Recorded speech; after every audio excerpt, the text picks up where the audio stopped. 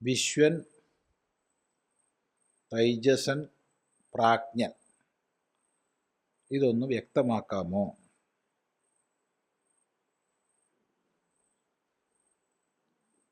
നമ്മൾ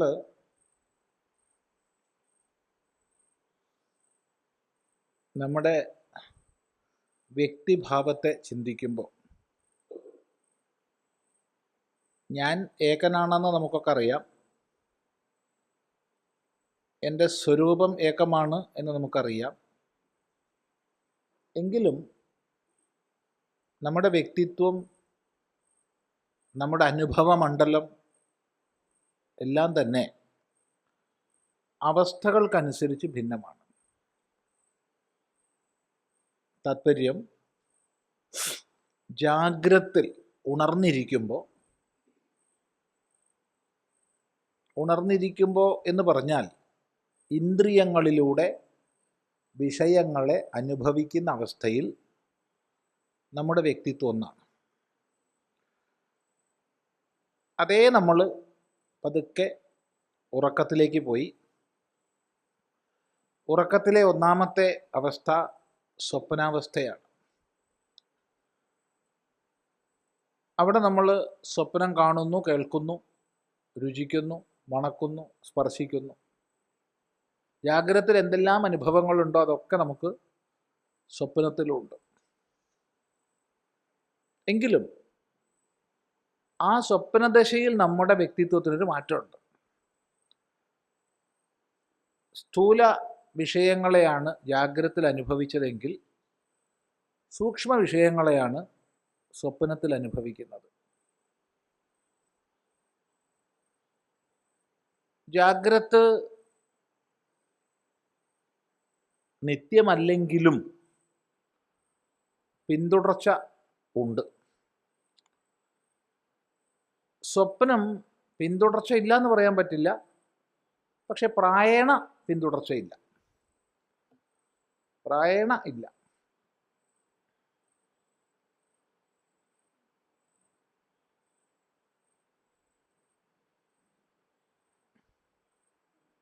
അനന്തരം നമ്മൾ സുഷുപ്തിയിലേക്ക് പോയി. ജാഗ്രതയിൽ ശത്രുമിത്രങ്ങൾ, കാമക്രോധങ്ങളെല്ലാം ഉണ്ട്. സ്വപ്നത്തിൽ ശത്രുമിത്രങ്ങൾ, കാമക്രോധങ്ങളെല്ലാം ഉണ്ട്. പക്ഷെ നമ്മൾ സുഷുപ്തിയിലേക്ക് പോകുന്നതോടുകൂടി അവിടെ ഒരു സ്വപ്നവുമില്ല, ഒരാഗ്രഹങ്ങളും ഇല്ല, ക്രോധവും ഇല്ല, ഒന്നുമില്ല. ഒന്നുമില്ലേ? ഉണ്ട്, ഞാനുണ്ട്. എന്തെന്നില്ലാത്തൊരു സുഖസ്മൃതി സുഷുപ്തിക്ക് ശേഷം ഓർമ്മയിൽ വരുന്നുണ്ട്. അങ്ങനെ സ്മൃതി വരണമെങ്കിൽ അത് അനുഭവിച്ചതായിരിക്കണം. അനുഭവിക്കാത്തതിനെ ആരും ഓർമ്മിക്കാറില്ല. താത്പര്യം, ഈ മൂന്നവസ്ഥയും അനുഭവിച്ചത് ഞാനാണ്, സംശയമില്ല. ഞാൻ തന്നെ ഉണർന്നപ്പോൾ അനുഭവിച്ചു, അവൻ സ്വപ്നത്തിൽ അനുഭവിച്ചു, സുഷുപ്തിയിൽ അനുഭവിച്ചു. അനുഭവിച്ച ഞാൻ ഒരുവനാണ്, പക്ഷെ അനുഭവങ്ങൾ വ്യത്യസ്തമാണ്. അതുകൊണ്ട് തന്നെ എൻ്റെ ആ വ്യക്തിഭാവത്തിന് വ്യത്യാസമുണ്ട്. ഇതിനനുസൃതമായിട്ടാണ് ഞാൻ ഏകനായിരിക്കെ തന്നെ എൻ്റെ 3 വ്യക്തിഭാവങ്ങളെ പ്രത്യേകമായി പറയുന്നത്. അതാണ് വിശ്വൻ, തൈജസൻ, പ്രാജ്ഞൻ എന്നിങ്ങനെ ഉപനിഷത്തിൽ പേര് നൽകിയിട്ടുള്ളത്. വിശ്വൻ എന്ന് പറയുമ്പോൾ ജാഗ്രത അനുഭവിയാണ്, സ്ഥൂല ശരീര അഭിമാനിയാണ്.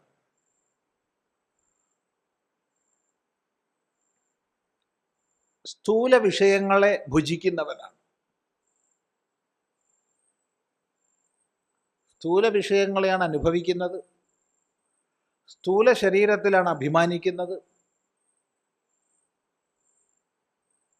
ജാഗ്രതാണ് അവസ്ഥ. ആ സമയത്ത് എനിക്ക് വിശ്വൻ എന്ന് പേര്. ഇതേ ഞാൻ പതുക്കെ സ്വപ്നദശയിലേക്ക് എത്തി. ഇപ്പോൾ എൻ്റെ അഭിമാനം സൂക്ഷ്മ ശരീരത്തിലാണ്. എൻ്റെ അനുഭവം സൂക്ഷ്മങ്ങളാണ്, തീർത്തും സൂക്ഷ്മങ്ങളാണ്. അവിടെ ശത്രുവുണ്ട്, മിത്രമുണ്ട്, സുഖമുണ്ട്, ദുഃഖമുണ്ട്, കാമമുണ്ട്, ക്രോധമുണ്ട്, എല്ലാം ഉണ്ട്. ജാഗ്രതയിൽ എന്തൊക്കെ ഉണ്ട് അതൊക്കെ ഉണ്ട്. എങ്കിലും അതൊക്കെ സൂക്ഷ്മമാണ്, ജാഗ്രതത്തിൻ്റെ സംസ്കാരമനുസരിച്ച് ഉണ്ടാവുന്നതുമാണ്. ആ സന്ദർഭത്തിൽ ജാഗ്രതത്തിൽ യാതൊരു ഞാൻ വിശ്വനായിരുന്നു, അതേ ഞാൻ തൈജസനാണ്. അടുത്തതായിട്ട് ഞാൻ തന്നെ സുഷുപ്തിയിലേക്ക് പോവുകയാണ്. കരണങ്ങളെല്ലാം ഉപസംഹരിക്കപ്പെട്ടു. എല്ലാ കരണങ്ങളും ഉൾവലിഞ്ഞു. ജ്ഞാനേന്ദ്രിയങ്ങൾ, കർമ്മേന്ദ്രിയങ്ങൾ, അവയൊന്നും പ്രവർത്തിക്കുന്നില്ല. അന്ധകരണത്തിൻ്റെ വൃത്തികളെല്ലാം പിൻവലിഞ്ഞു, എല്ലാം പിൻവലിഞ്ഞു. അതിസൂക്ഷ്മ വൃത്തികൾ അപ്പോഴും ഉണ്ട്. അതുകൊണ്ടാണ് പിന്നീട് സുഖാനുഭവത്തിൻ്റെ ഓർമ്മ ഉണ്ടാവുന്നത്. ഈ സമയത്ത് ഞാൻ പ്രജ്ഞാന ഘനരൂപനാണ്. ഘനീഭവിച്ച അറിവ്, അത് വിവിക്തമായി പ്രത്യേകമായി വിഷയീ ഭേദത്തെ പ്രാപിക്കുന്നില്ല.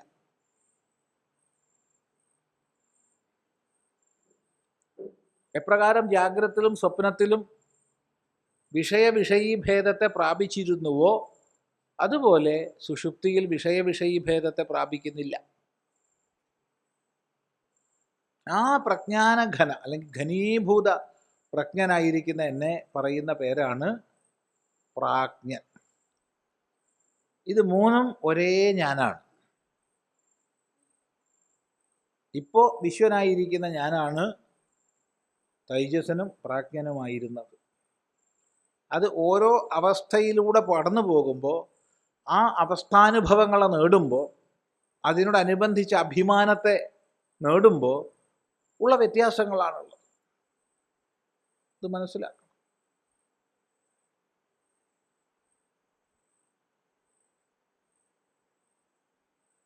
ഈ മൂന്നിലൂടെയും കടന്നു പോകുന്നവൻ ഞാനായതുകൊണ്ട് ഞാൻ ഈ മൂന്നും അല്ല.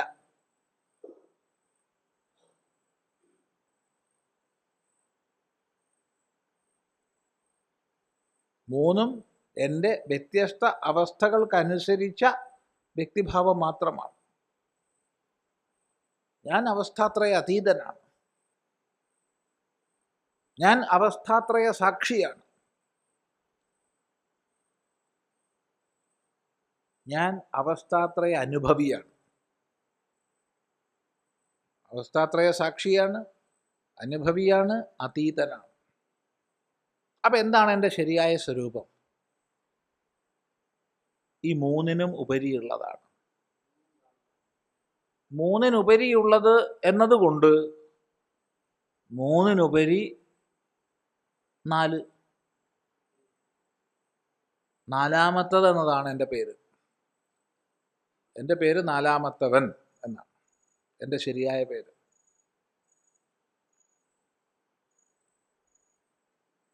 നാലാമത്തവൻ. ഇപ്പം 4 എന്നുള്ളതിന് ചതുര് എന്ന് പ്രസിദ്ധമാണ് സംസ്കൃതത്തിൽ. ചതുര്. ഇപ്പം നാലാമത്തവൻ, നാലാമത്തേത് എന്ന അർത്ഥത്തിൽ അതിൻ്റെ കൂടെ യ, ഈയ എന്നീ പ്രത്യയങ്ങൾ ചേരും. യ, ഈയ പ്രത്യയങ്ങൾ ചേരുമ്പോൾ ചകാരം ലോപിച്ചു പോകും.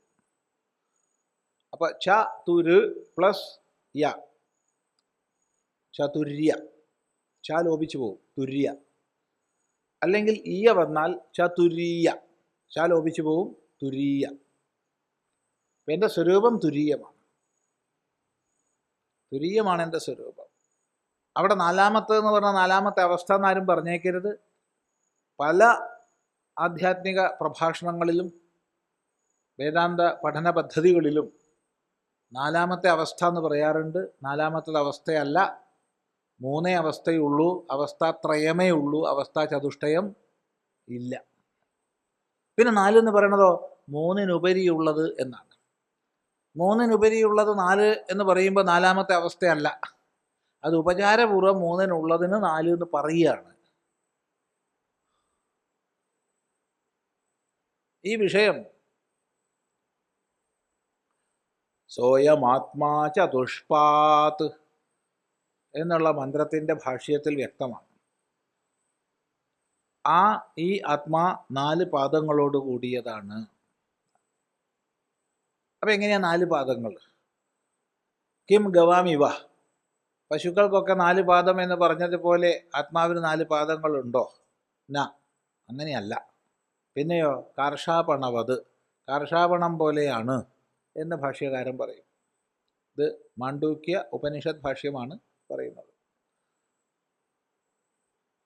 അതേതുപോലെ എന്ന് ചോദിച്ചാൽ നമുക്ക് കാലുറുപ്യ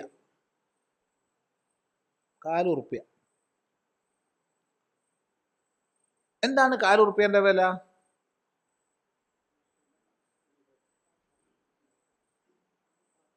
ചിലർ പറയണത് 25 പൈസ എന്നാ. ഞാൻ സമ്മതിക്കില്ല. അത് തന്നെ, 1 രൂപയുടെ 4/1. 25 പൈസ എന്ന് പറഞ്ഞാൽ സ്വതന്ത്ര മൂല്യമായി. 25 പൈസകളാണ് 25 പൈസ എന്ന് പറയുമ്പോൾ അത് സ്വതന്ത്ര മൂല്യമാണ്. കാലുറുപ്യ എന്ന് പറഞ്ഞാൽ സ്വതന്ത്ര മൂല്യമില്ല. അത് 1 ഉറുപ്പ്യയുടെ 1/4 ഭാഗം എന്നതാണ് അതിൻ്റെ മൂല്യം. ശരി, 1 കാലും കൂടി കൂട്ടി, ഇപ്പോഴോ 1/2 ഉറുപ്പ്യ. 1/2 ഉറുപ്പ്യൻ്റെ വില എത്രയാ? 50 പൈസ എന്ന് പറഞ്ഞേക്കരുത്. 1 രൂപയുടെ പകുതി. 50 പൈസ എന്ന് പറഞ്ഞാൽ സ്വതന്ത്ര മൂല്യമാണ്. പൈസയ്ക്ക് സ്വതന്ത്ര മൂല്യമുണ്ട്. പൈസയ്ക്ക് സ്വതന്ത്ര മൂല്യമില്ലേ? ഇല്ലേ? ഉണ്ട്. അങ്ങനത്തെ 50 എണ്ണമാണ്. 50 എണ്ണമാണ്. ശരി, 1 1/4 ഉറുപ്പ്യം കൂടി കൂട്ടി. ക്ഷമിക്കണം, 25 അല്ല, 1/4 ഉറുപ്പ്യം കൂടിയും കൂട്ടി. ഇപ്പോഴോ 3/4 ഉറുപ്പ്യ. എന്താ അതിൻ്റെ വില?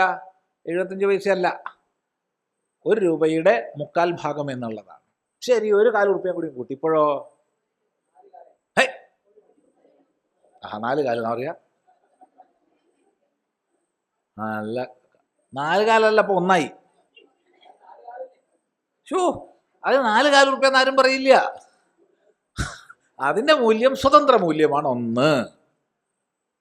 അതായത് 1-ാം കാല്, 2-ാം കാല്, 3-ാം കാല്, 4-ാം കാലാകുമ്പോൾ 4-ാം കാലല്ല, 1. ഇപ്പോൾ തുരീയം പൂർണ്ണമാണ്.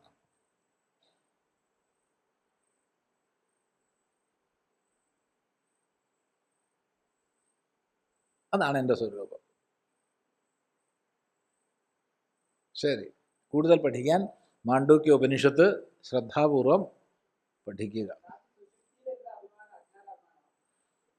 സുഷുപ്തിയിൽ കാരണശരീരാഭിമാനമാണ്, അജ്ഞാനം തന്നെയാണ്. ഞാനൊന്നും അറിഞ്ഞില്ല എന്നാണ്. ഞാനൊന്നും അറിഞ്ഞില്ല, ഒന്നും അറിഞ്ഞില്ല കേട്ടോ. സുഖമായിരുന്നു.